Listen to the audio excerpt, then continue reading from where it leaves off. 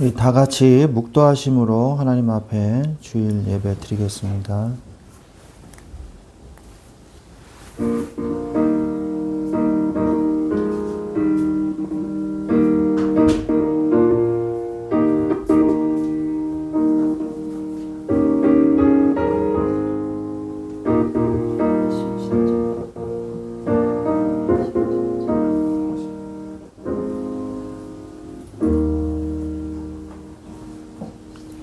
하나님 감사합니다. 오늘도 주의 말씀을 붙잡고 응답받는 귀한 예배가 되게 하여 주시옵소서.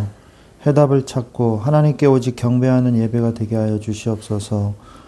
예수 그리스도의 이름으로 기도합니다. 아멘. 35장 찬양 드리겠습니다. 찬송가 35장입니다.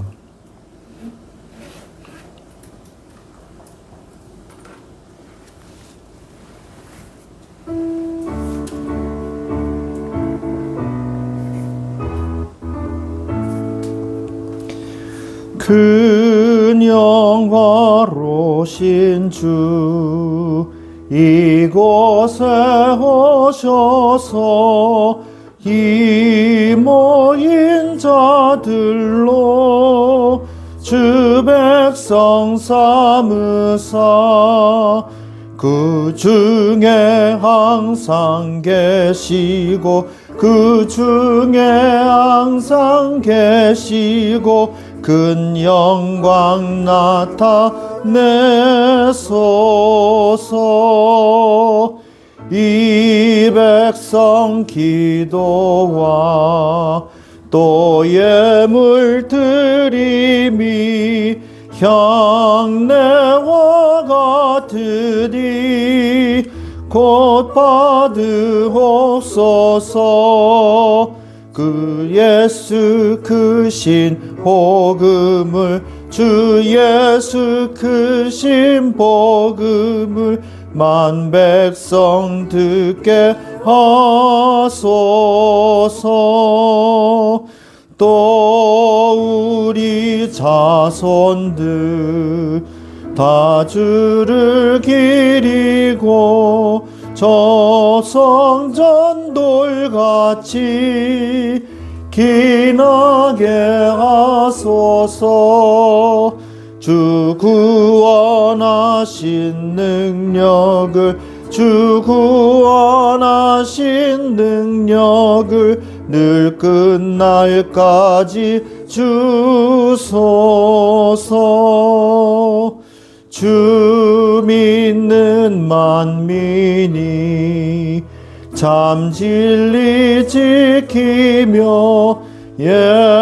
예성도들 같이 주 찬송하다가 저 천국 보좌 앞에서 저 천국 보좌 앞에서 늘 찬송하게 하소서.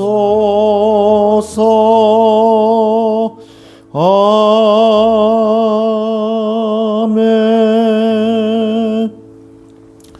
성시교독 51번 시편 118편입니다. 여호와께 감사하라. 그는 선하시며 그의 인자하심이 영원함이로다.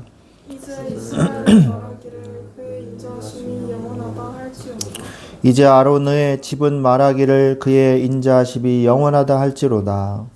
이제 여호와를 경외하는 자는 말하기를 그의 인자하심이 영원하다 할지로다. 내가 고통 중에 여호와께 부르짖었더니 여호와께서 응답하시고 나를 넓은 곳에 세우셨도다. 여호와는 내 편이시라. 내가 두려워하지 아니하리니 사랑이 내게 어찌할까. 여호와께서 내 편이 되사 나를 돕는 자들 중에 계시니 그러므로 나를 미워하는 자들에게 보호하시는 것을 내가 보리로다. 여호와께 피하는 것이 사람을 신뢰하는 것보다 나으며 여호와께 피하는 것이 고관들을 신뢰하는 것보다 낫도다. 인을 가라가라 일어섰으니 내가 여호와의 이름으로 그들을 끊으리이다. 너는 나를 밀쳐 넘어뜨리려 하였으나 여호와께서는 나를 도우셨도다. 여호와는 나의 능력과 찬송이시오 또 나의 구원이 되셨도다. 사도신경으로 신앙 고백 드리겠습니다. 나는 전능하신 아버지 하나님 천지의 창조주를 믿습니다.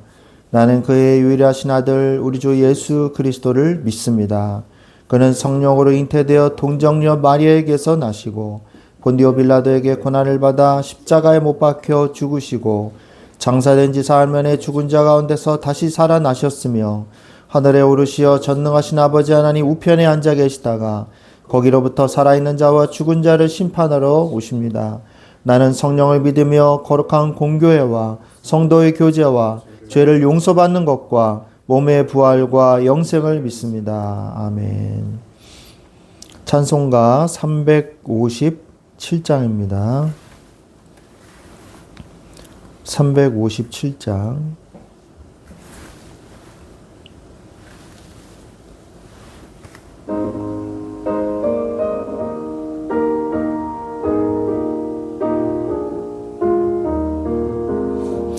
주 믿는 사람 일어나 다 힘을 합하여 이 세상 모든 마귀를 다 쳐서 멸하세. 저 앞에 오는 적군을 다 싸워 이겨라. 주 예수 믿는 힘으로 온 세상 이기네. 믿음이 이기네. 믿음이 이기네. 주 예수를 믿음이 온 세상 이기네.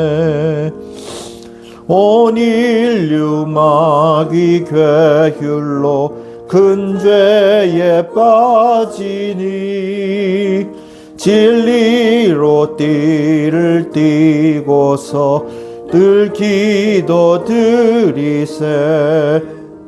참 믿고 의지하면서 겁 없이 나갈 때 주 예수 믿는 힘으로 온 세상 이기네.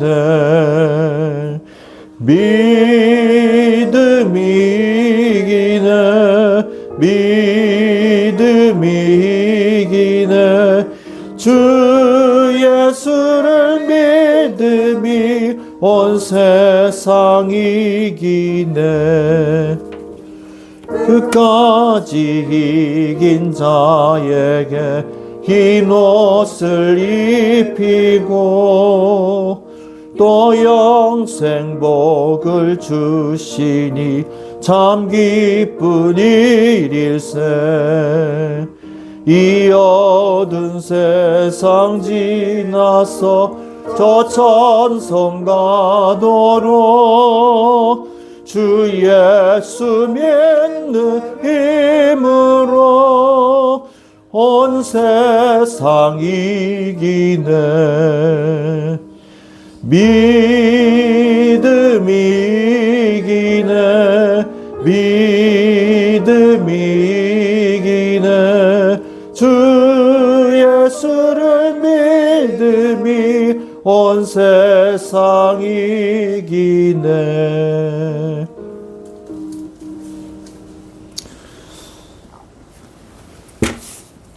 권현 사모님 기도해 주셨습니다.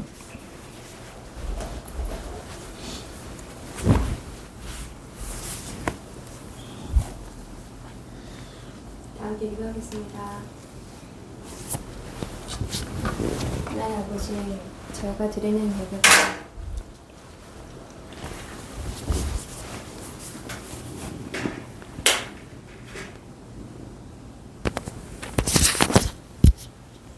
다 함께 기도하겠습니다. 하나님 아버지, 저희가 드리는 예배가 온전히 하나님께 드리는 예배가 되게 하시고 사랑 앞에서 드리는 예배가 아니라 하나님과 나와의 관계 속에서 온전히 하나님께 드리는 예배가 되게 하옵소서. 하나님, 저희가 연약해서 죄를 짓고 하나님 앞에 또한 올바른 모습으로 살지 못할 때가 많지만 하나님, 저희들을 그래도 사랑하사 하나님 늘 함께 해주시니 감사합니다. 하나님 저희가 알지 못하는 죄와 또한 알고도 짓는 모든 죄를 하나님 용서해 주시고 또한 하나님의 말씀을 믿지 못하여서 또한 불신앙하는 죄를 용서해 주시옵소서. 하나님 모든 것들을 행할 때에 온전히 사람 앞에 서는 것이 아니라 하나님의 영광을 위해서 행동할 수 있도록 아버지 하나님 저희들의 마음과 생각을 아버지 지켜주시옵소서. 하나님 너희는 무엇을 하든지 하나님의 영광을 위해서 하라고 하였습니다. 하나님 저희들의 모든 행동의 기준이 사람이 아니라 하나님 앞에서 할 수 있도록 아버지 하나님 저희들을 축복하여 주시옵소서. 하나님 저희가 여러 가지 세상에서 살다 보면 여러 가지 염려와 근심과 걱정들이 있습니다.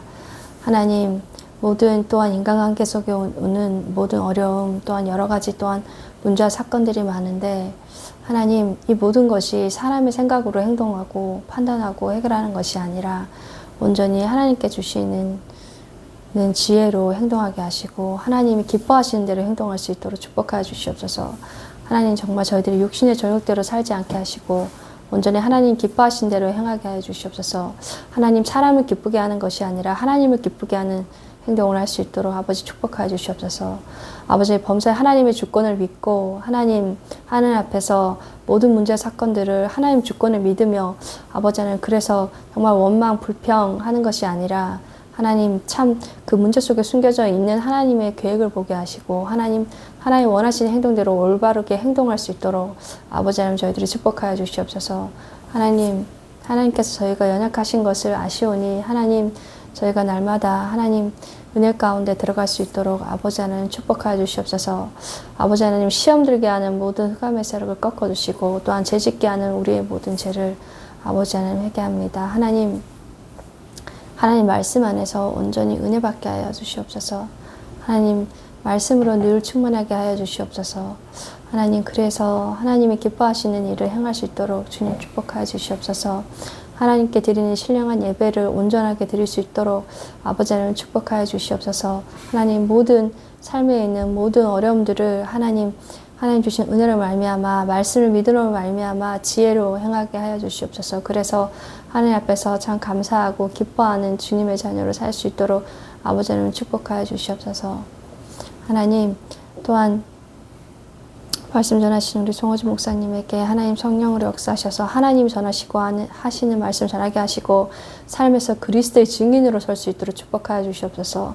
아버지 목사님을 통하여서 하나님의 살아계심을 보여지게 하시고 하나님의 증거가 나타나는 귀한 사역자 되게 하시고 그래서 하나님 정말 모든 사역 가운데 아버지 하나님의 정말 주님의 제자로 아버지 하나님을 설 수 있도록 아버지 하나님 축복하여 주시고 영육간의 강건함을 더해 주시고 또한 말씀 전하는 우리 후대들 말씀을 듣고 있는 아버지 우리 후대들에게 아버지 하나님 은혜를 더해 주사 온전히 하나님의 기뻐하시는 뜻이 무엇인지 알게 하시고 아버지 하나님 그들이 정말 미래를 준비할 때에 하나님이 원하시는 대로 삶의 규모를 가지고 준비할 수 있도록 아버지 하나님 축복하여 주시옵소서.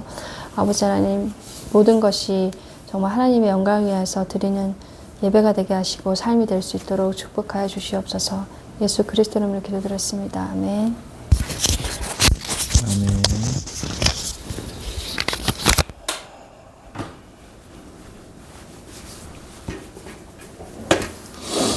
네, 하나님 말씀 시편 9편 1절부터 10절까지 말씀 보도록 하겠습니다. 시편 9편 1절부터 10절까지 말씀입니다.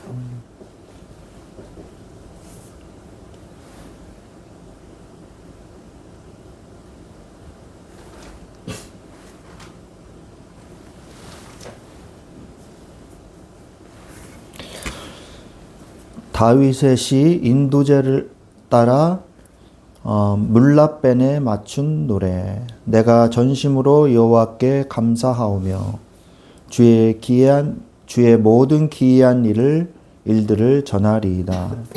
내가 주를 기뻐하고 즐거워하며 지존하신 주의 이름을 찬송하리니 내 원수들이 물러갈 때 주 앞에서 넘어져 망함이니이다. 주께서 나의 의와 송사를 변호하셨으며 보좌에 앉으사 의롭게 심판하셨나이다. 이방 나라들을 책망하시고 악인을 멸하시며 그들의 이름을 영원히 지우셨나이다. 원수가 끊어져 영원히 멸망하였사오니 주께서 무너뜨린 성읍들을 기억할 수 없나이다. 여호와께서 영원히 앉으시며 심판을 위하여 보좌를 준비하셨도다. 공의의 세계를 심판하시며 정직으로 만민에게 판결을 내리시로다. 여호와는 압제를 당하는 자의 요새이시요 환난 때의 요새이시로다. 아멘.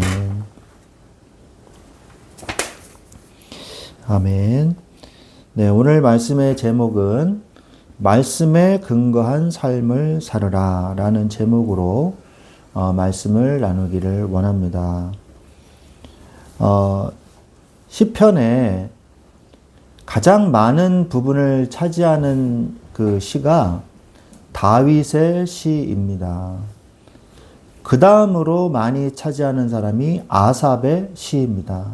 아삽은 유대인이었고요. 그리고 다윗 왕 시대에 찬양을 주관하던 사람이었습니다. 그 사람의 시가 제일 두 번째로 많고요. 그리고 솔로몬의 시가 오히려 지혜의 왕이었던 솔로몬의 시가 2편 정도 있고 그 외에 또 무명의 시들이 또 다수를 차지하고 있고요. 고라 자손의 시, 뭐 여러 가지 또 이렇게 해서 150편이 완성이 되어 있습니다. 그래서 여러 가지 시가 정리가 되어서 합본되어 있는 그런 내용들이 되겠습니다. 그런데 우리가 물론 다윗의 그 행적을 사무엘상 하를 통해서 우리가 잘 알아볼 수 있죠. 근데 그것은 이제 사건 위주로 기록이 되어 있습니다. 사건 위주로 기록이 되어 있는데 이 다윗의 내면에 대한 어떤 깊은 고찰은 나오질 않거든요. 다윗의 그때의 마음의 심정이 어땠는지, 그 마음속에 심리적인 감정은 어땠는지, 다윗이 그 여러 가지 일들과 사건을 겪으면서 그것을 어떻게 이겨냈는지, 그것은 나오지 않습니다. 우리가 어떤 사람을 볼 때, 저 사람은 믿음이 좋아, 뭐 이렇게 평가할 수도 있지만 그 사람이 어떻게 해서 그 사건을 해결해 나가고 고난이 왔을 때 신앙적으로 그것을 어떤 믿음의 자세를 취하고 또 기쁜 일이 있을 때 어떠한 믿음의 생각을 하고 이런 부분들은 나오질 않거든요. 그런데 그게 어디 나오냐? 시편에 나옵니다. 그래서 우리가 다윗의 신앙을 잘 본받을 수 있는 케이스별로 우리가 어떻게 해야 되는지, 문제를 만났을 때, 환난을 당했을 때, 내가 범죄했을 때, 내가 핍박을 당할 때, 내가 기쁜 일이 있을 때, 내가 인생을 살면서 이 자연을 대할 때 여러 가지 일들이요. 이 다윗의 시를 통해서 그의 마음이 표현되어 있습니다. 그래서 여러분들이 시편 짧으네, 그냥 읽으면 되겠지, 이렇게 쉽게 생각하시지 마시고 이 시편이요 150편이니까 며칠입니까? 150일에 걸쳐서, 그래서 4개월 정도에 걸쳐서 4개월, 3, 42, 3, 55, 5개월이네요. 5개월에 걸쳐서 우리가 이 말씀을 쫙 이렇게 살펴볼 겁니다. 이때가 절호의 기회예요. 여러분이 시편을 묵상할 수 있는 절호의 찬스입니다. 그래서 다른 데에 시간을 허비하지 마시고 여러분의 여가 생활, 여러분의 즐거움, 여러분 개인만의 또 친구들도 만나고 게임도 하고 뭐 여러 가지 있을 수 있지 않습니까? 또 뭐 학교 생활도 하고 직장 생활도 하고. 그런데 그거보다 이 시편 말씀을 묵상하는 거를 더 즐겁게 여기시기 바랍니다. 그래서 말씀을 묵상하는 시간을 반드시 가지십시오. 말씀을 묵상하는 것이 시간을 절약하는 방법입니다.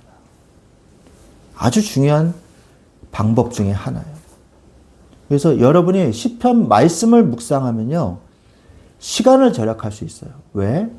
말씀을 묵상하면요, 굉장한 집중력이 생깁니다. 저는 이 고등학교 때 학교를 끝나고 나면 원래 학생들은 다 자율학습을 했어요. 우리는 의무적으로 무조건 자율학습을 했어요. 근데 저는 이제 선생님한테 말씀을 드리고 학원에 간다고 얘기를 하고 이 학교에서 저녁을 먹고 그 학원을 가는데 걸어갑니다. 선릉역까지, 대치동에서 이제 선릉역까지 걸어가는데 중간에 제가 다니던 교회가 있었어요. 그래서 그 교회에 들어가서 고등학교 1학년 때 얘기입니다. 들어가서 뭐 했냐? 성경을 읽었어요. 그래서 학원 시간이 애매했기 때문에 교회에 가서 성경을 읽고 그리고 학원을 갔습니다. 그때 단과학원 중에서 제일 유명했던 한국학원이라고 있어요. 선릉역 근처에 있거든요.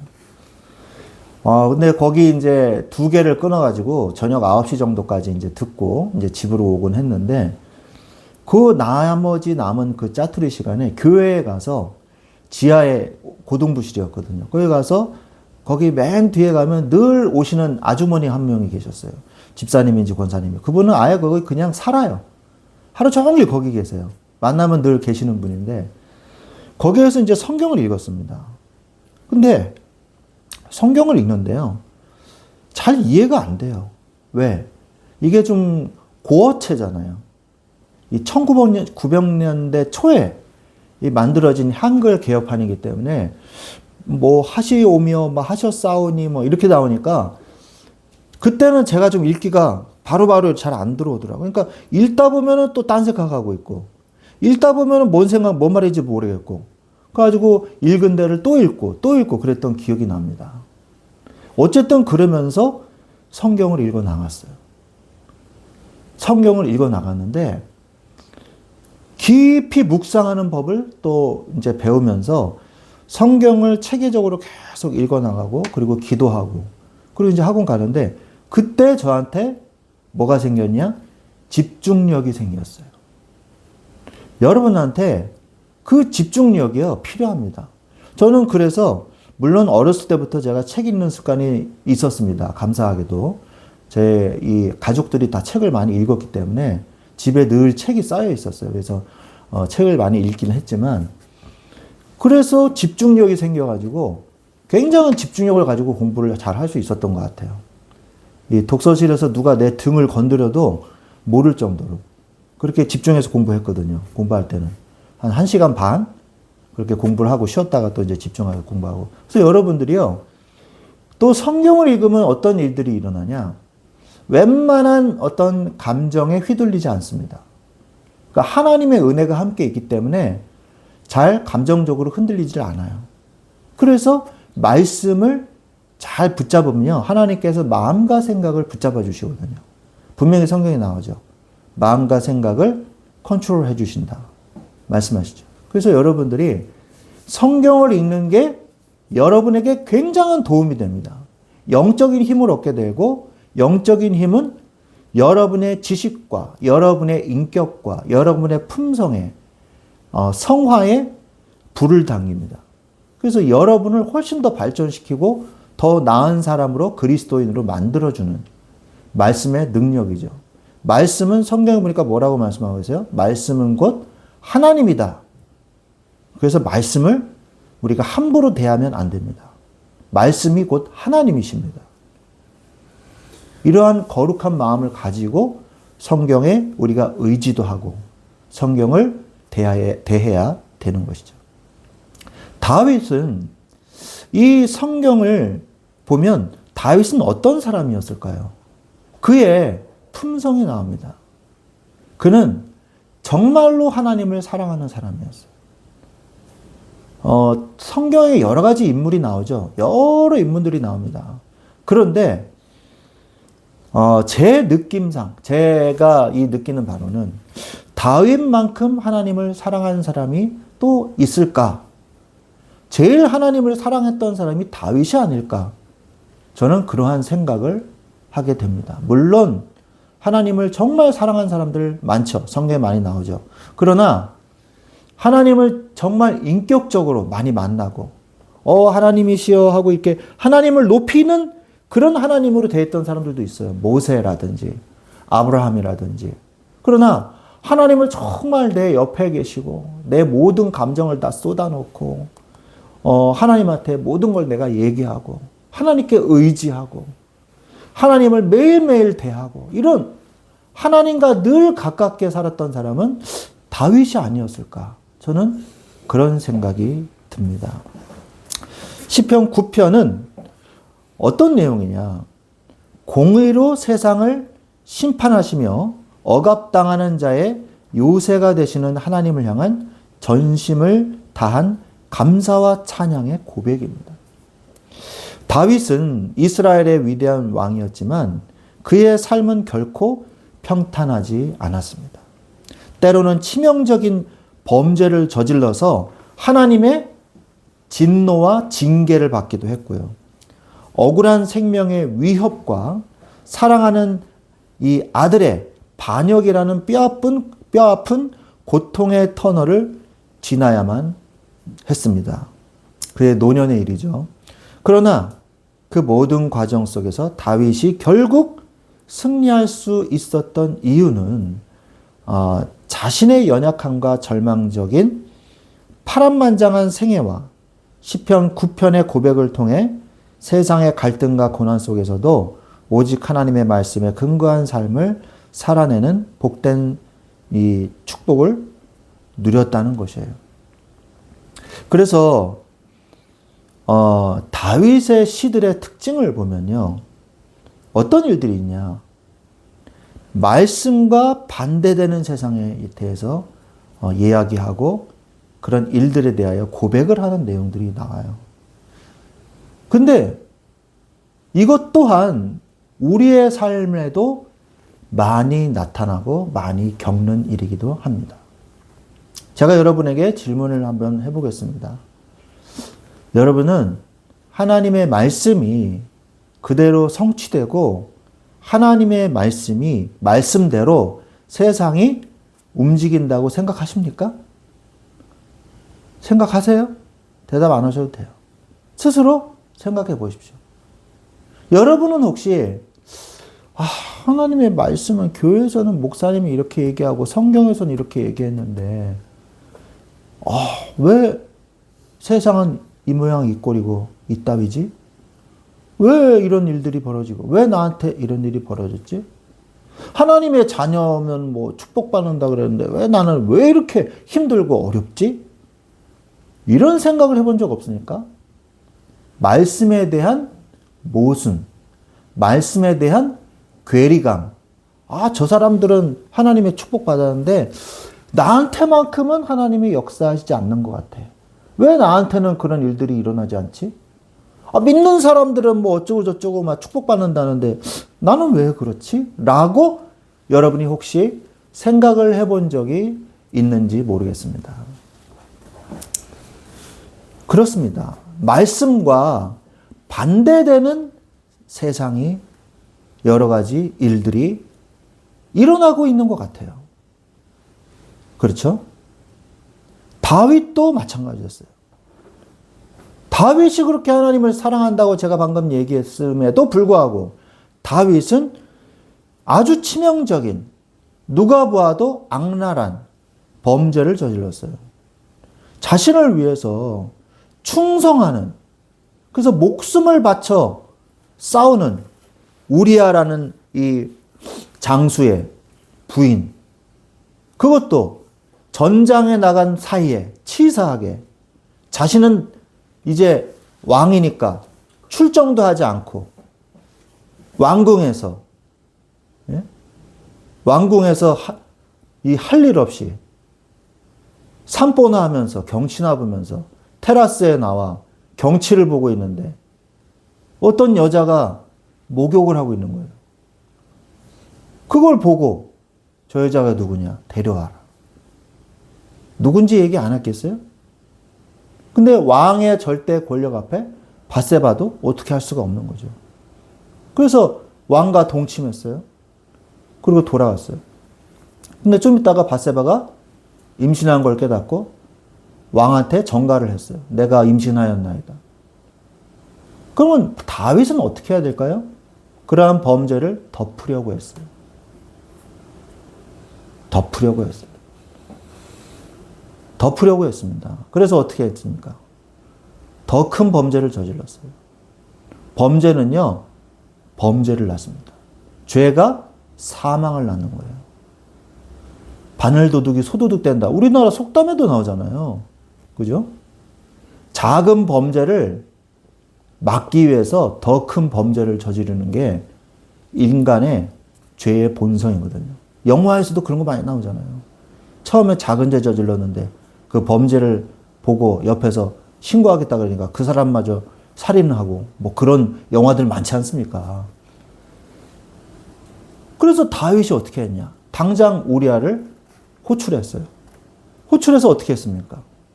아, 수고가 많다. 전장 상황에 대해서 보고해라. 우리아가 뭐 뭔가 이상하지 않겠어요? 더 높은 지휘관도 있는데 왜 나를 불러가지고. 우리아가 이 최고 사령관은 아니었거든요. 근데 왜 나를 갑자기 불러서 보고하라 그럴까? 성경에는 나오진 않습니다만 우리아가 눈치채지 않았을까요? 갑자기 나를 왜 불렀을까? 수고했다. 수고했으니까 이제 오랜만에 너의 집에 가서 너의 부인과 즐거운 시간을 좀 보내고 회포를 풀고 다음날 돌아가거라. 그러니까 우리아가 지금 내 전우들이 전장에서 아직도 싸우고 있는데 저만 와가지고 왕한테 보고하러 왔다가 집에 들려서 쉬었다가 어떻게 그렇게 갑니까? 차라리 내 부하들과 텐트 치고 바깥에서 자고 다음날 출발하겠습니다. 그래서 갔어요. 가려고 하니까 어떻게 합니까? 전가를 보냈죠. 이 전가를 네 상관한테 가서 보고해라. 아주 우리아가 그 전가를 가지고 갔는데 거기에 뭐라고 써 있었어요? 우리아를 맨 앞에 성벽 밑에서 싸우게 해라. 그렇게 했어요. 성벽 바로 밑에는 어떻습니까? 이 소모전이거든요. 병사들을 갈아 넣는 곳이 바로 성벽 바로 밑이에요. 공성전은. 바로 밑에서 돌 던지고 저기 뜨거운 기름 붓고 여러분 옛날 영화 같은 데 많이 나오지 않습니까? 화살 쏘면 바로 맞고 시체가 쌓이는 곳이 성벽 밑이잖아요. 좀 있다가 전갈이 왔어. 우리아가 죽었나이다. 그러니까 밧세바가 울죠. 우니까 그거 얼마나 가슴 아픈 일입니까? 남편을 왕이 죽였어요. 자신은 강간당하고 임신하고. 다윗이 들여와서 밧세바를 저기 부인으로 맞았어요. 너무 악한 짓 아닙니까? 이때 나단 선지자가 와서 예를 들면서 비유를 들면서 많이 가진 자가 적게 가진 자의 것까지 빼앗아 버렸나이다. 그러니까 다윗이 그런 나쁜 놈이 있냐? 빨리 데려와라. 내가 벌을 내리니까 바로 당신입니다. 그렇게 얘기하죠. 다윗이 그때 회개했어요. 그때도 회개하지 않는 악한 인간이 있습니다. 그렇다고 다윗이 바로 회개하지도 않았어요. 선지자가 이야기하자 다윗이 회개했죠. 말씀의 사람 다윗조차도 영적으로 깨어있지 못했을 때, 여러분이 그래서 중요한 거예요. 영적으로 깨어있지 못할 때 사단은 여러분의 마음을 파고든다는 거예요. 육신의 정욕에 이끌려서 치명적인 죄악에 빠지고 말았습니다. 그래서 여러분 영적인 틈을 보이지 마세요. 이는 우리의 본성이 얼마나 악하며 말씀에서 멀어질 때 언제든지 세상의 유혹에 무너질 수 있음을 경고해주고 있는 겁니다. 아니 그 천하의 다윗도 그러한 더러운 사악한 죄악을 저질렀단 말이에요. 그래서 어떻게 됐습니까? 다윗은요, 또 말씀과 반대되는 세상 또 뭘 경험했냐? 하나님의 진노를 받았어요. 세상의 눈은 속일 수 있어도 불꽃 같은 눈동자로 감찰하시는 하나님의 눈은 결코 피할 수 없습니다. 죄는 반드시 하나님의 진노를 부르며 말씀과 반대되는 삶의 결말은 영적인 고갈과 고통과 심판뿐이라는 것을 여러분이 아셔야 돼요. 다윗은 그래서 어떻게 했습니까? 회개했죠. 금식하면서. 회개하고 그러면서 뭐 했어요? 그 아들을 데려가겠다 그랬거든요. 임신한 밧세바의 그 아기를. 그래서 밧세바가 아기를 낳았는데 그 아기를 위해서 씻지도 않고 수염도 깎지 않고 다윗이 식음을 전폐하고 계속 기도했어요. 물론 회개하면서. 근데 결국 아기가 죽었죠. 이런 일들을 겪었습니다. 다윗은 어떤 고통을 겪었냐? 이거 이제 다윗의 범죄였고요. 다윗이 또 고통당한 것도 많아요. 사울 왕으로부터 생명의 위협을 느꼈습니다. 사울이 범죄했죠. 어떻게 했습니까?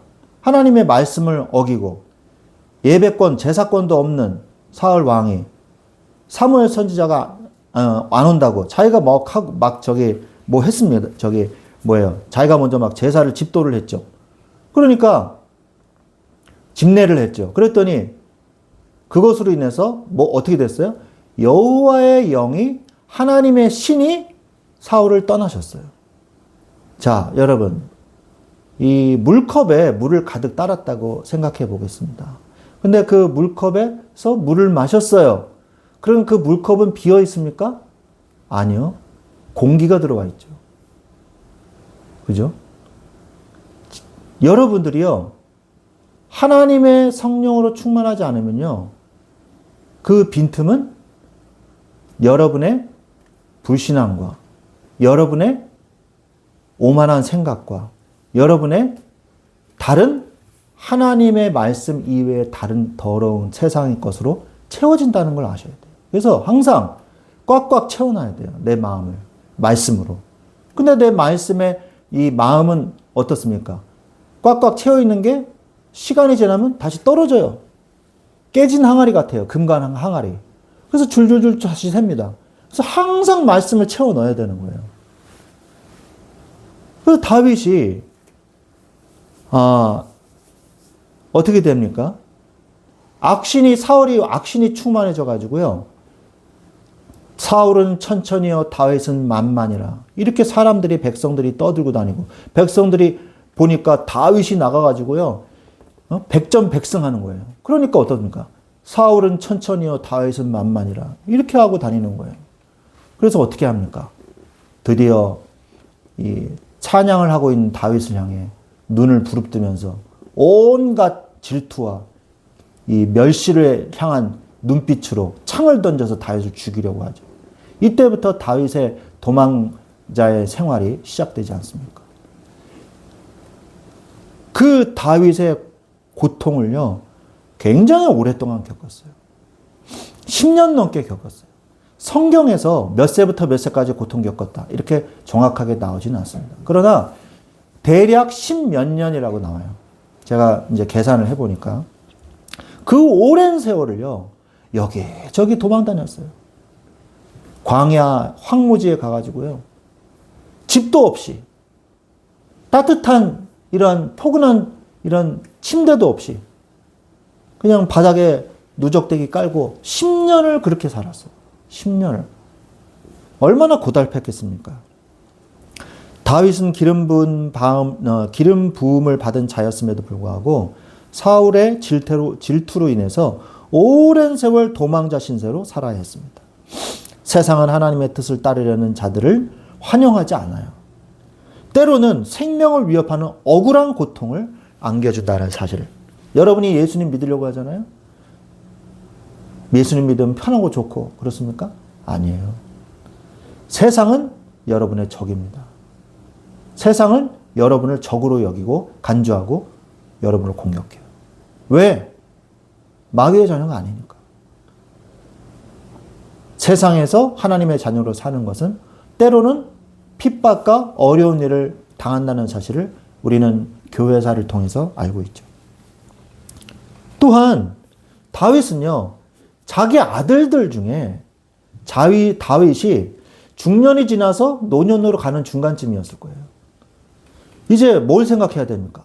내 후대 왕으로 누구를 세워야 할까를 고민하던 그런 시기잖아요. 그런데 그 중에 제일 괜찮은 아들이 있었어요. 그 사람이 누구였냐? 압살롬이었어요.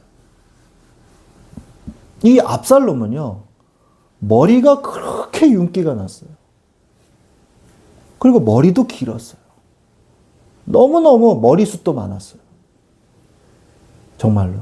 그래가지고 용모도 굉장히 멋있었어요. 그리고 인기도 굉장히 많았습니다. 백성들한테. 근데 나중에 성경에 뭐라고 나와요?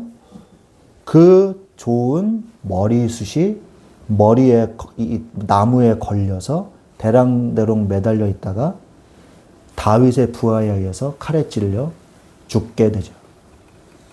그래서 머리숱이 많았다. 윤기가 흘렀다. 그게 성경에 나옵니다. 압살롬의 최후였죠. 어쨌든 간에 다윗은요, 압살롬이 반역을 일으킨 것에 대해서 나쁜 놈, 감히 나한테 반역을 하다니. 그런 마음만 있는 게 아니에요. 안타까워가지고 오히려 먼저 도망 나왔습니다. 왜? 압살롬이 다칠까봐. 압살롬은 아버지를 죽이려고 했지만 오히려 아버지는요, 압살롬이 다칠까봐 먼저 피신 나왔어요. 그리고 드디어 전쟁이 벌어졌을 때 압살롬은 죽이지 마라. 부하들에게 이렇게 얘기했습니다. 그러니까 사람들이 의아하죠. 아니, 저 반역한 왕자를 죽여야지. 우리는 지금 다윗을 위해서 목숨을 걸고 싸우고 있는데 압살롬을 죽이지 말라니. 이렇게 얘기하죠. 나중에 부하들이. 그다음 압살롬이 죽었을 때 다윗이 막 통곡을 하니까 울음을 그치십시오.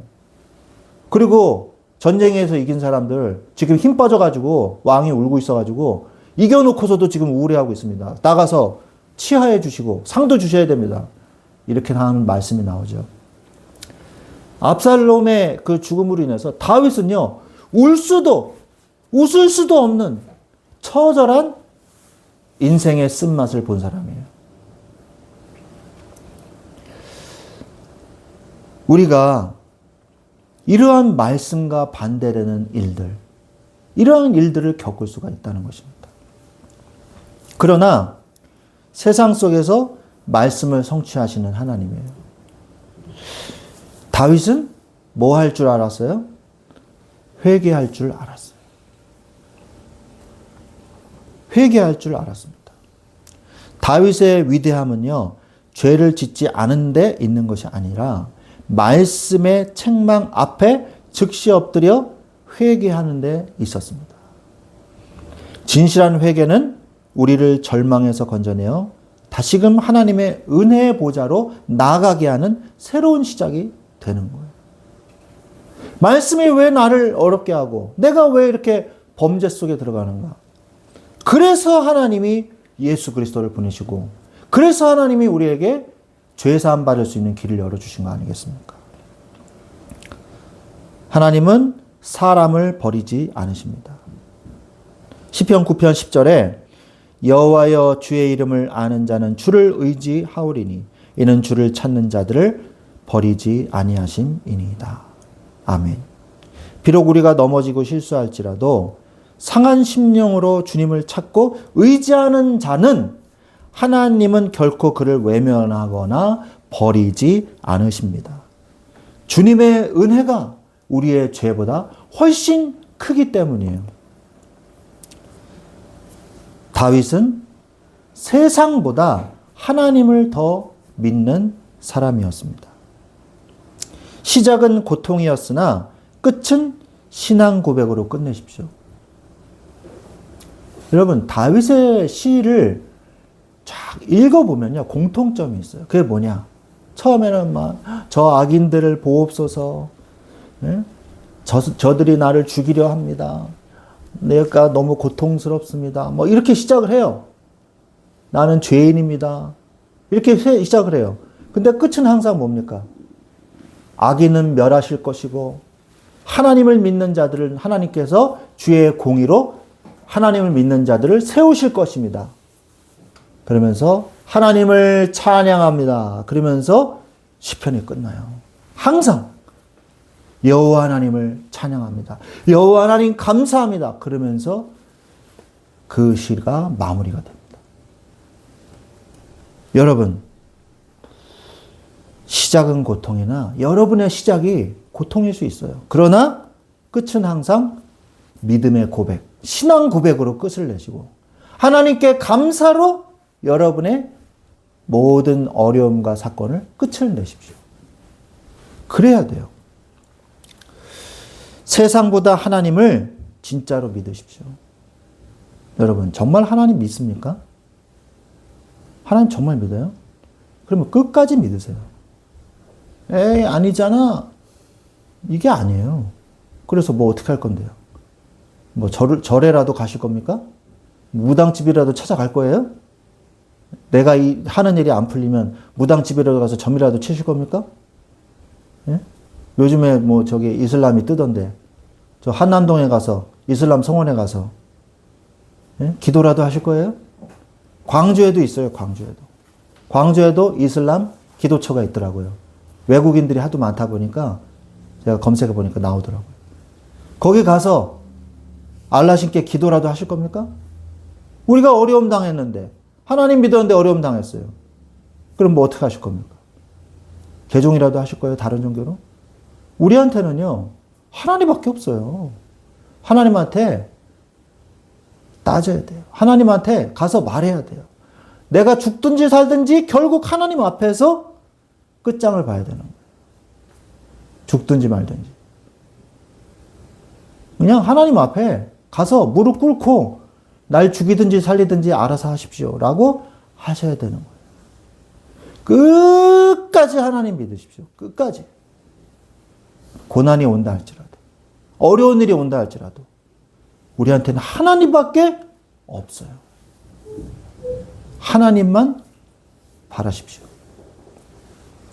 여러분은 믿는 게 아니라 하나님의 은혜로 믿어진 거예요, 사실은. 모든 것이 하나님의 은혜입니다. 하나님이 중간에 여러분을 포기하지 않습니다. 하나님이 여러분을 불러놓으시고, 아, 얘 자꾸 쓰러지네. 얘 포기. 그냥 가서 죽어. 하나님 그러지 않습니다. 너 안 되겠어. 너 그냥 저기 불교로 개종해. 너 이제 너 꼴보기 싫으니까. 아, 너 진짜, 너는 도대체 똑같은 범죄를 도대체 몇 번 하는 거니? 이번이 146번째야. 156번이야. 그냥 나가 죽어. 너 지옥으로 꺼져. 아유, 너 같은 놈 내가 창조한 걸 후회한다. 하나님이 그런 적이 없어요. 하나님 그런 적 없어요. 예수 그리스도의 보혈이 우리의 죄를 못 이기시는 하나님이 아니에요. 예수 그리스도의 보혈은요, 우리를 능히 구원하시기에 능하시고, 우리를 성화시키기에 능하시며, 우리를 천국까지 끝까지 인도하시는 하나님이시라는 거예요. 하나님을 진짜로 믿으십시오. 눈에 보이는 현실의 거대한 장벽이나 사람의 힘을 의지하지 말고 온 우주를 다스리시는 지존하신 하나님 한 분만 온전히 기뻐하고 신뢰하시기 바랍니다. 오히려 세상은요, 믿음을 시험해보는 도구예요. 여러분이 하나님을 믿습니다. 그런 말 많이 하셨죠? 베드로전서 1장 7절에 보니까 너희 믿음의 확실함은 불로 연단하여도 없어질 금보다 더 귀하여 예수 그리스도께서 나타나실 때에 칭찬과 영광과 존귀를 얻게 할 것이니라 그랬어요. 우리가 세상에서 겪는 환난과 억울함은요, 우리를 망하게 하려는 것이 아니라 우리의 신앙을 정금처럼 빚어내어 결국 영광의 자리에서 세우시려는 하나님의 거룩한 연단의 도구입니다. 오히려 여러분요, 여러분 원하던 대로 인생이 안 풀릴 땐 회개하셔야 돼요. 회개. 왜? 아, 내가 믿음이 이거밖에 안 되는 사람이었구나. 하나님, 제가 믿음이 좋은 줄 착각하고 있었습니다. 나의 죄를 용서해 주시고 이 믿음이 연약한 나를 도와주시옵소서. 내가 믿나이다. 나를 도우소서라고 기도해야 돼요. 성경에 어떤 내용이 나옵니까? 게네사렛 이 여인이요, 와가지고 도와달라고 하니까 예수님 뭐라 그래요? 예? 주인의 떡을 취하여 개에게 던지는 것이 마땅하지 아니하니라. 이게 무슨 말이에요? 그 여자가 뭐라는 얘기예요? 개란 얘기예요. 개. 개. 여러분 우리나라 욕에도 강아지 욕 있잖아요. 예? 개의 새끼 이렇게 욕하잖아요. 저 욕한 거 아닙니다. 개의 뭐 자식이라고 그럴 수는 없잖아요. 개의 새끼 이렇게 욕을 하잖아요. 사람들이. 그죠? 그 유대인 욕에서 개를 얘기하는 거는요. 굉장히 악한 욕입니다. 성경을 읽어보시면 개가 다 자주 등장해요. 개가. 그때 어떤 사람들이 등장하냐? 굉장히 악한 사람들. 그런 사람들을 개로 비유해서 말을 많이 하거든요. 그러면 이 여자가요. 참나. 뭐 기적 좀 베푼다 그래서 왔더니 나를 개 취급을 해? 그래. 아유 그래. 잘 먹고 잘 사세요. 그리고 가야 돼요. 그런데요. 이 여자가요. 이딴 게 어딨어? 이게 아니고요. 개들도 주인의 상에서 떨어지는 것을 주워 먹나이다. 나를 도와주시옵소서. 라고 얘기했어요. 그 말은 무슨 말이야? 당신밖에 나를 도와줄 자가 없습니다. 당신이 안 도와주면 나는 이제 끝입니다. 절박함 중에서 더 간절한 절박함 가운데 예수님에게 더 말했어요. 그러니까 예수님 뭐라 그래요? 이렇게 믿음이 좋은 사람을 내가 보지 못했노라 라고 얘기했단 말이에요. 대단하지 않습니까? 여러분 하나님이 포기하지 않으십니다. 여러분. 그러면 어려움이 오면요. 내가 힘들다? 이거는요. 하나님을 못 믿고 있는 거예요. 그거는. 내가 참 믿음이 부족했구나. 내가 껍데기뿐이었구나. 이 허울 좋은 겉으로는 신앙생활 잘하고 있는 그런 인간이었구나. 겉으로만. 근데 막상 진짜 어려움이 오니까 내 거짓말, 거짓된 내 신앙이 깨지는 거예요. 그리고 그 거짓된 신앙 앞에서 내가 믿음이 이거밖에 안 되는구나. 확인하는 시간인 거예요. 여러분, 학교에서 시험 보잖아요. 왜 시험 봅니까? 학교에서는요, 알 수가 없어요. 똑같이 그냥 앉아가지고 똑같이 듣고 있으니까 누가 제대로 공부했는지, 누가 제대로 공부 안 했는지 표시가 안 나요. 근데 시험을 봐보면 알아요. 누가 딴짓 했는지, 누가 열심히 공부 안 했는지. 성적순으로 나오잖아요. 여러분에게 문제가 왔을 때 여러분의 모습이 적나라하게 드러나는 거예요.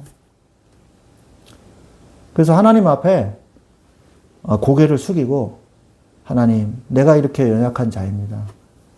나에게 이 시험을 이겨낼 수 있는 믿음을 주셔서 내가 신앙을 업그레이드하게 주옵소서. 지난주 말씀이죠.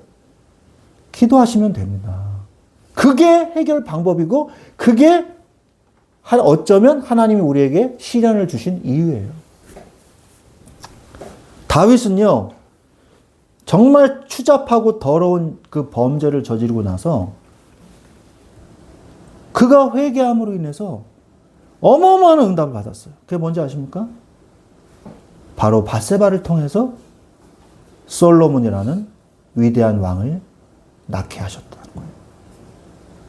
밧세바가 바로 솔로몬 왕을 낳았어요. 밧세바가 낳은 그 솔로몬 왕이 장자가 아니었음에도 불구하고 다윗 왕이 그의 총명을 보고 그를 왕으로 세웠죠. 그러면 우리는 결국 어떻게 살아야 된다는 겁니까? 말씀에 근거한 삶을 살아야 된다는 거예요. 세상과 말씀 속에서 갈등하죠. 사람들은. 그러나 말씀이요. 말씀 성취돼요. 말로만 여러분이 듣던 그 말씀을 진짜로 정말로 성취된다는 것을 체험하는 시간이 되시기 바랍니다. 뭐 할 때? 나에게 말씀과 세상이 갈등이 되고 모순되는 그 순간에 여러분은 뭘 택해라? 하나님의 말씀을 택해보세요. 어떤 일이 벌어지는가? 진짜 끝까지 한번 믿어보세요. 하나님 정말 날 그냥 이대로 내버려 두시는가? 말씀임대로 안 된다. 그러면 그냥 죽으면 돼요. 하나님이 나를 굶기시네요. 네, 굶어 죽겠습니다. 그러면 돼요. 그러면 돼요. 하나님이 내가 죽으면 이제 하나님께 영광이 되겠어요? 하나님 믿은 사람은 저렇게 실패하고 저주받아서 죽어 그냥. 본이 되겠죠? 하나님은 알고 계세요. 그냥 끝까지 가시면 돼요. 그냥. 예? 그냥 가면 됩니다. 상황이 수시로 변하는 세상의 이치와 달리 하나님의 말씀은 시건치 않으십니다. 헛된 말이 아니라는 거예요. 헛소리가 없다는 거예요. 성경에 헛소리 있습니까? 한마디도 없어요. 1.1획도 없습니다. 요드 바브래요. 1.1획. 요드 바브 그게 1.1획이에요. 1.1획도 없습니다. 하나님의 말씀이 변하지 않습니다. 주님이 뱉으신 약속은 천지가 개벽할지라도 우리 삶 가운데서 한치의 오차도 없이 반드시 성취됩니다. 또한 현실의 과정을 버티는 자만이 말씀의 성취를 체험하는 거예요. 중간에 포기하지 마세요. 그러면 말씀의 성취를 못 믿고요. 오히려 완전 불신해버려요. 역시 말씀은 안 되는구만 이러면서. 내가 헛짓거리했어. 이렇게 되는 거죠. 중간에 포기하면 그렇게 되는 거예요. 하나님 말씀은 성취가 안 되나 봐. 그러면서 막 이제 방황하는 거죠. 끝까지 믿으세요. 끝까지 버틴 자만이 말씀의 성취를 체험하는 것이에요. 기도의 자리를 버텨내는 자만이 마침내 이루어지는 하나님의 약속을 보게 되는 것입니다. 하나님은 돌아가시지 않았어요. 하나님은 살아계십니다. 시편 9편 7절에 여호와께서 영원히 앉으시며 심판을 위하여 보좌를 준비하셨도다 그랬어요. 악인이 득세하고 의인의 고통받는 세상의 부조리 속에서도 하나님은 영원한 보좌에 앉아 다스리시며 마침내 모든 것을 공의로 심판하실 살아계신 통치자이세요. 다윗이 그 얘기를 했어요. 늘 재판장 되신 하나님, 공의를 행하시는 하나님이시여. 이 얘기를 굉장히 많이 했습니다. 왜? 세상이 너무 불의하니까. 말씀에 근거한 삶을 사십시오. 여러분의 이성 좋죠. 여러분의 이성적 판단. 그러나 여러분의 이성을 초월하는 하나님의 말씀을 믿는 것은요. 여러분의 이성을 초월해요. 이성으로는 이해하지 않는 경우도 있습니다. 그때는 믿음으로 가야 돼요. 여러분의 이성을 믿지 마시고 하나님의 말씀을 믿어야 돼요.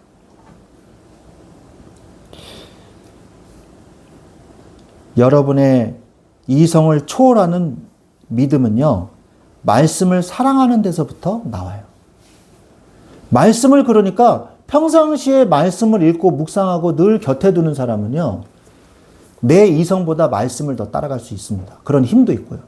그런데 평상시에 말씀도 읽지 않고 내 개인적인 신앙생활을 하나도 하지 않는 그런 사람이 예배만 드리고 그냥 가는 사람 있잖아요. 그런 사람은요, 문제가 왔을 땐 자기 이성을 따라가요. 에이, 그래도 상식적으로 이게 맞지 이러면서. 상식이 다 틀렸다는 건 아닙니다. 그러나 상식과 말씀이 부딪혔을 때는 말씀을 따라가야 된다는 거죠. 내 경험과 이성을 뛰어넘어 기적을 체험하는 굳건한 믿음을 억지로 가지게 하는 게 아니란 말이에요. 매일매일 하나님의 말씀을 사모하고 주야로 묵상하며 하나님을 사랑하는 마음이 있을 때 그 심령에 부어지는 거예요. 가장 가까운 사람의 말을 조심하세요. 나의 마음을 지켜야 됩니다. 잠언서 4장 23절에 모든 지킬 만한 것 중에 더욱 네 마음을 지키라. 생명의 근원이 이에서 남이니라고 했어요. 가까운 사람이 하는 말, 이게 중요한 거예요. 가까운 사람이 하는 불신앙의 말들. 이게 나를 무너뜨리는 겁니다. 친하고 가까운 사람일수록 경계해야 돼요. 그리고 말씀을 붙잡고 말씀대로 가야 됩니다.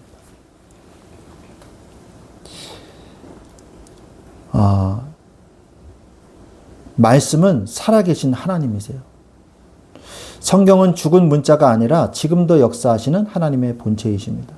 말씀에 근거한 삶이란 곧 살아계신 하나님과 동행하는 삶이며 그 말씀이 우리의 혼과 영을 수술하여 온전한 성도로 빚어 가시는 것입니다. 말씀을 맺겠습니다. 우리가 세상을 살아가는 동안에 끊임없이 우리의 믿음을 시험하고 말씀과 반대되는 길로 걸어가도록 유혹하는 일들이 벌어지죠. 다윗 역시 육신의 연약함으로 범죄하고 억울한 생명의 위협과 자식의 배신이라는 철저한 현실을 겪어야만 했습니다. 그러나 다윗은 그 고통의 자리에서 도망치지 않고 상한 심령으로 회개하며 살아계신 하나님을 의지했습니다. 상황이 어떠하든 간에 주님이 나의 요새이심을 믿고 세상보다 말씀을 선택했어요. 우리의 삶의 기초를 세상에 변하는 소리나 내 이성에 두지 마십시오. 오직 영원히 변치 않고 반드시 성취되는 하나님의 말씀 위에 여러분의 삶을 굳게 세우시기를 바랍니다.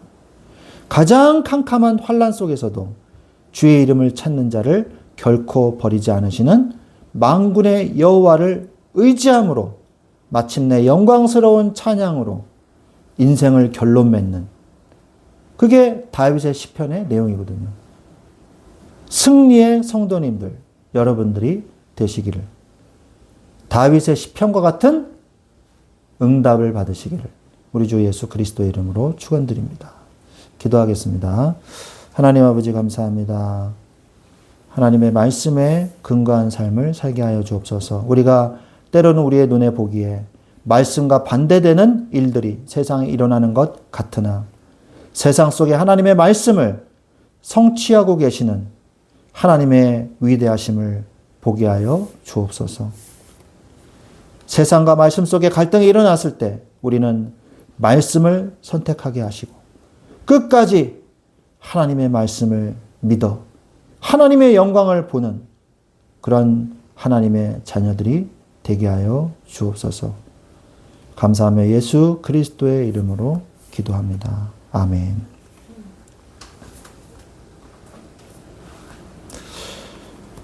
찬송가 342장입니다. 342장 찬양하면서 준비하신 예물 드리겠습니다.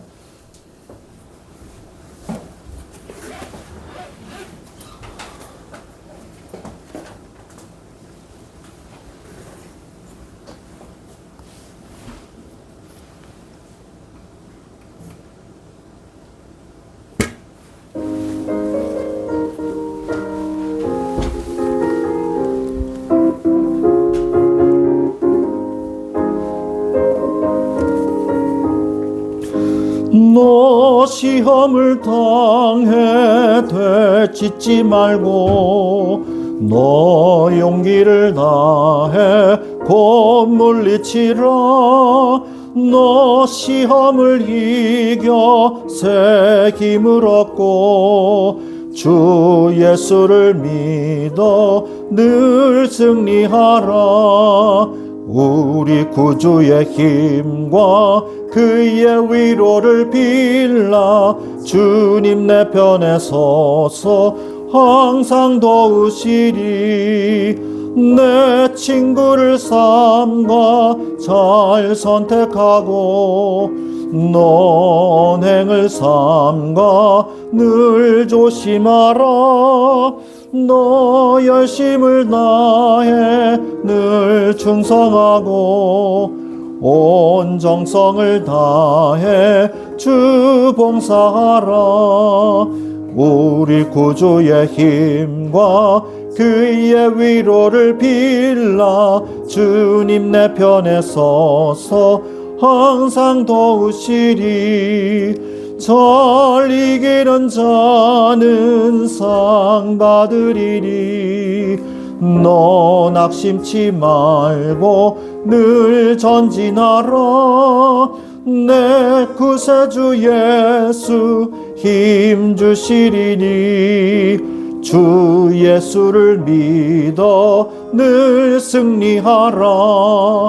우리 구주의 힘과 그의 위로를 빌라.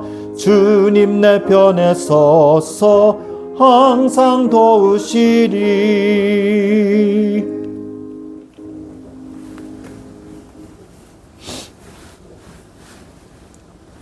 드려진 예물을 위해서 같이 기도하겠습니다. 하나님 아버지 감사합니다. 오늘도 주님 앞에 하나님의 은혜로 말미암아 드릴 수 있는 은혜를 주시니 감사를 드립니다. 하나님, 주님은 하나님의 일을 행하시기에 당연히 능하시나 우리의 이 모든 헌신을 통하여 하나님의 일에 동참할 수 있도록 동역할 수 있도록 은혜를 주심에 감사를 드립니다. 주여, 우리가 하나님께 드리는 기쁨으로 말미암아 하나님께 영광을 돌리게 하여 주옵시며 이 드리는 기쁨이 충만함으로 우리의 모든 삶도 우리의 모든 인생도 주님께 온전히 드려짐으로 주님께 기뻐하는 산 제물로 예배드리는 삶이 될 수 있도록 축복하여 주옵소서. 오늘 말씀과 같이 말씀에 근거한 삶을 살을 때 우리의 영이 회복이 되므로 우리의 모든 삶과 경제와 모든 삶 가운데 하나님의 은혜의 능력이 나타나는 시간이 되게 하여 주옵시며 주님의 능력으로 살아가게 하여 주옵소서. 주 예수 그리스도의 이름으로 감사하며 기도드렸사옵나이다. 아멘. 우리 광고하겠습니다. 예배 시간이 조정이 되었습니다. 주보를 참고해 주시기를 바랍니다. 각자의 현장에서 믿음으로 또 승리하시기를 기도합니다. 바른신학과 세계관이라는 학회가 있는데 여기서 이제 세미나가 있습니다. 내일 오전 10시부터 오후 6시까지 있습니다. 그래서 회비는 2만 원이고 신학생은 15,000원이라고 합니다. 그래서 관심 있으신 분들은 참여해 주시면 감사하겠습니다. 다음 주 기도는 송창현 청년입니다. 찬송가 635장 찬송하고 축도로 모든 예배를 마치겠습니다. 찬송가 635장입니다.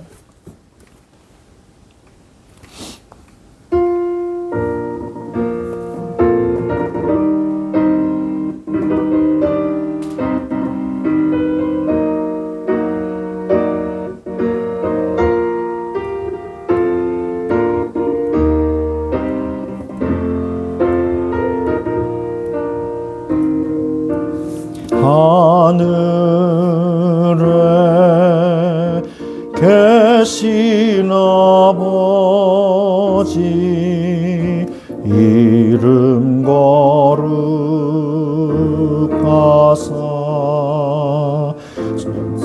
주님 나라 임하시고 뜻이 이루어지이다.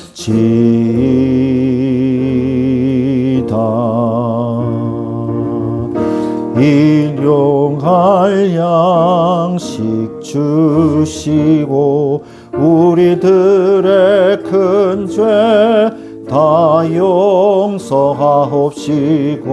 또 시험에 들게 마시고 악에서 구원하소서. 대개 주의 나라 주의 권세 주의 영광 영원히요.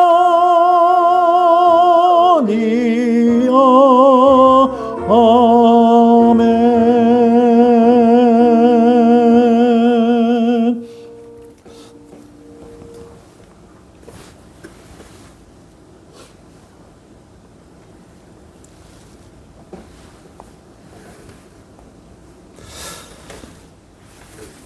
지금은 우리 주 예수 그리스도의 은혜와 하나님 아버지의 지극하신 사랑하심과 성령님의 내주 인도 교통 역사하심이 말씀에 근거한 끝까지 하나님을 믿고 주님을 따라가기를 원하는 사랑하는 하나님의 자녀들 머리 위에 지금부터 영원토록 항상 함께 계실지어다. 아멘.